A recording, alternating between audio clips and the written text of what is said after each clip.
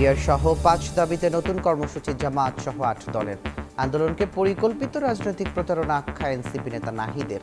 দর কষাকষির বিষয় বানানোর অভিযোগ। জাতীয় নির্বাচনের দিন গণভোট হলে ব্যয় কমার পাশাপাশি বাড়বে ভোটার, মন্তব্য বিএনপি নেতা সালাহুদ্দিনের। জুলাই সনদে সই না করা দল স্বাক্ষর করবে বলে আশা। এবং দফায় দফায় হামলার পর ফের যুদ্ধবিরতি কার্যকরের ঘোষণা ইসরায়েলের। গাজায় দখলদার বাহিনীর হামলায় অন্তত ৪২ ফিলিস্তিনি নিহত, প্রাণবাহী ট্রাক প্রবেশেও নিষেধাজ্ঞা। শাহজালাল আন্তর্জাতিক বিমানবন্দরের কার্গো ভিলেজে আগুন নেভানোর নিজস্ব ব্যবস্থাপনা ছিল না বলে জানিয়েছেন ফায়ার সার্ভিসের পরিচালক operation lieutenant colonel Tajul Islam. রবিবার বিকেলে কার্গো ভিলেজে ৮ নম্বর গেটে সংবাদ সম্মেলনে তিনি এ তথ্য জানান। বলেন, কার্গো ভিলেজে আগুন নেভানোর প্রত্যক্ষ বা পরোক্ষ কোনো ব্যবস্থাপনা ছিল না। এ স্থাপনায় স্টিলের অবকাঠামোর পাশাপাশি ছোট ছোট কম্পার্টমেন্ট থাকায় আগুন নেভাতে দেরি হয়েছে।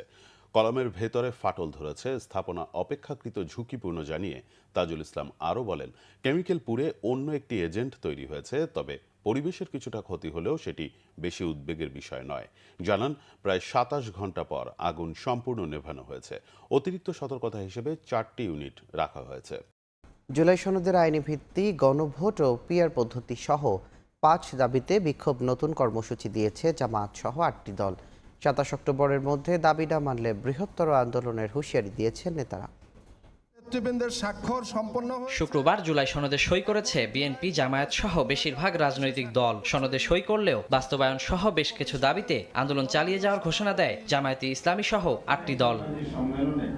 ২০ অক্টোবর রাজধানীতে, ২৫ অক্টোবর বিভাগীয় শহরে এবং ২৭ অক্টোবর জেলায় বিক্ষোভ মিছিল ও সমাবেশের ডাক দিয়েছে জামায়াতে ইসলামী, ইসলামী আন্দোলন, খেলাফত মজলিস সহ সমমনা দলগুলোর নেতারা। জুলাই সনদ বাস্তবায়নের আদেশ জারি করে নভেম্বরের মধ্যেই গণভোট, পিয়ার পদ্ধতিতে নির্বাচন, লেভেল প্লেয়িং ফিল্ড নিশ্চিত করা, ফ্যাসিস্ট সরকারের নির্যাতন, গণহত্যা ও দুর্নীতির বিচার এবং জাতীয় পার্টি ও ১৪ দলের কার্যক্রম নিষিদ্ধের দাবি জানান দলগুলোর নেতারা। আগামী ২৭ অক্টোবরের মধ্যে দাবি না মানা হলে দেশব্যাপী বৃহত্তর আন্দোলন ডাক দেওয়া হবে। জামায়াতে ইসলামীর সেক্রেটারি জেনারেল মিয়া গোলাম পরোয়ার বলেন, গণভোট ও পিয়ার পদ্ধতির নির্বাচনের দাবির সঙ্গে জুলাই সনদে স্বাক্ষরের কোনো সম্পর্ক নেই। রাজনৈতিক দলগুলোর ঐক্যমতে পৌঁছানোর ভিত্তিতে সনদে স্বাক্ষর করেছে জামায়াত। জুলাই চার্টারের যে সমস্ত সংস্কারমূলক প্রস্তাবে আমরা সবাই একমত হয়েছি, স্বাক্ষরের মধ্য দিয়ে সেই সংস্কার প্রস্তাবের ব্যাপারে আমাদের একমত প্রকাশ করেছি।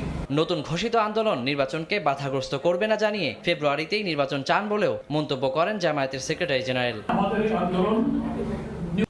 এমপিওভুক্ত শিক্ষক কর্মচারীদের ৫% বাড়ি ভাড়ার বিষয়ে সম্মতি দিয়ে শিক্ষা মন্ত্রণালয়কে চিঠি দিয়েছে অর্থ মন্ত্রণালয়। তবে তা প্রত্যাখ্যান করেছেন আন্দোলনরত শিক্ষক কর্মচারীরা।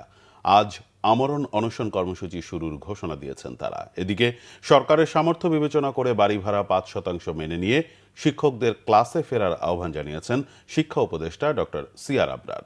রিপোর্ট করছেন মামুন আবদুল্লাহ।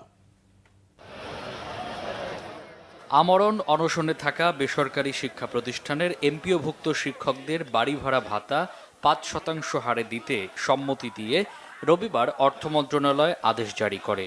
এই আদেশ নভেম্বর থেকে কার্যকর হবে বলে জানানো হয়েছে। তবে শিক্ষকরা ৫% বাড়ি ভাড়া প্রত্যাখ্যান করেছেন।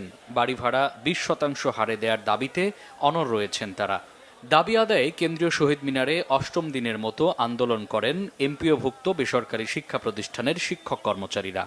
ফার্স্ট পার্সনের নামে একটা প্রতারণা বলবো আমি, এবং শিক্ষক সমাজের প্রতি এটা একটা দুর্ব্যবহার বলবো আমি রাষ্ট্রীয়ভাবে। 20% বাড়ি ভাড়া 1% কম হলে আমরা শহীদ মিনার ত্যাগ করব না। আমাদের 20% বাড়ি ভাড়া মানতে হবে। আমরা মাস্টার্স পাস করে 12,000 টাকা বেতনে কিভাবে এই যুগে চলা সম্ভব? আমাদের বিশ্ব শিক্ষক দিবসে যখন আমাদের 500 টাকা বাসা ভাড়া দিয়েছে, তখনই আমাদের মন খারাপ হয়ে গেছে। এদিকে সরকারের দেয়া বাড়ি ভাড়া মেনে নিয়ে আন্দোলন প্রত্যাহার করতে শিক্ষকদের প্রতি আহ্বান জানিয়েছেন শিক্ষা উপদেষ্টা ডক্টর সিআর আবরার। শিক্ষক সমাজের অনেক বেশি পাওয়া দরকার, কিন্তু বর্তমান সীমাবদ্ধতার কারণে যে সিদ্ধান্ত হয়েছে, অর্থ মন্ত্রণালয় তারা বরাদ্দ সেটা করেছেন, সেখানে আমাদের দিক থেকে আমরা চেষ্টা করেছি যথেষ্ট।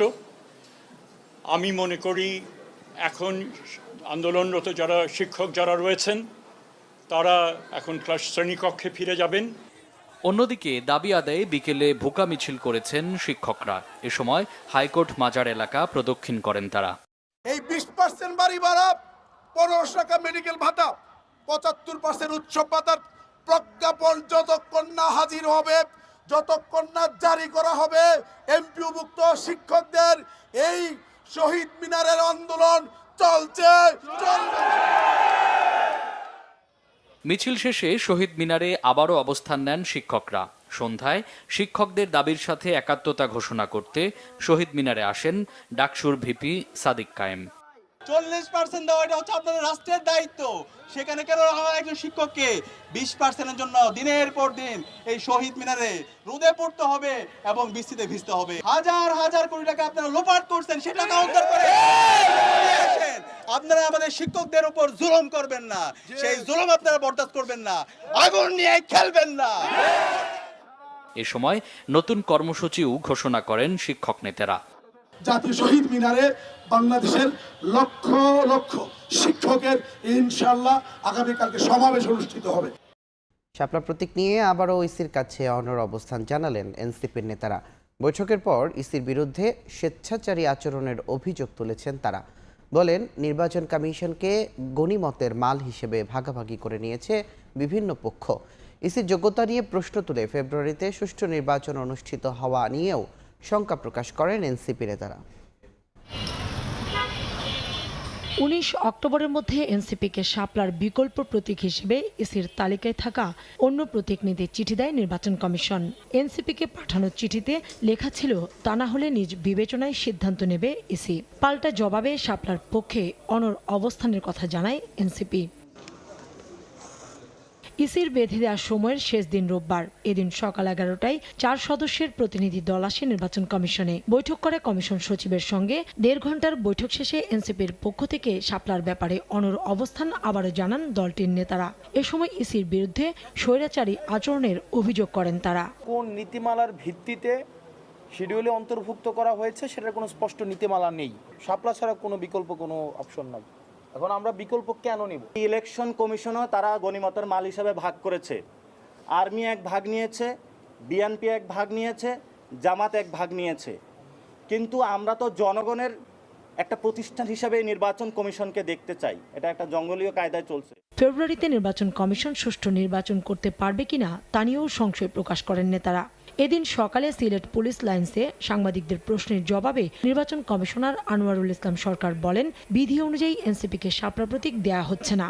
আইন এবং বিধি অনুযায়ী আমাদের তালিকায় যে মার্কাগুলো রয়েছে, যে প্রতীকগুলো রয়েছে, সেগুলোর মধ্যে যে প্রতীকটা চাচ্ছেন সেই প্রতীকটা না থাকার কারণে নির্বাচন কমিশন দিতে পারছে। এছাড়া নির্বাচন ফেব্রুয়ারিতে না হওয়ার মতো কোনো ঘটনা ঘটেনি উল্লেখ করে রমজানের আগেই ভোট হবে বলে আশ্বস্ত করেন এই কমিশনার। যে উত্তরণ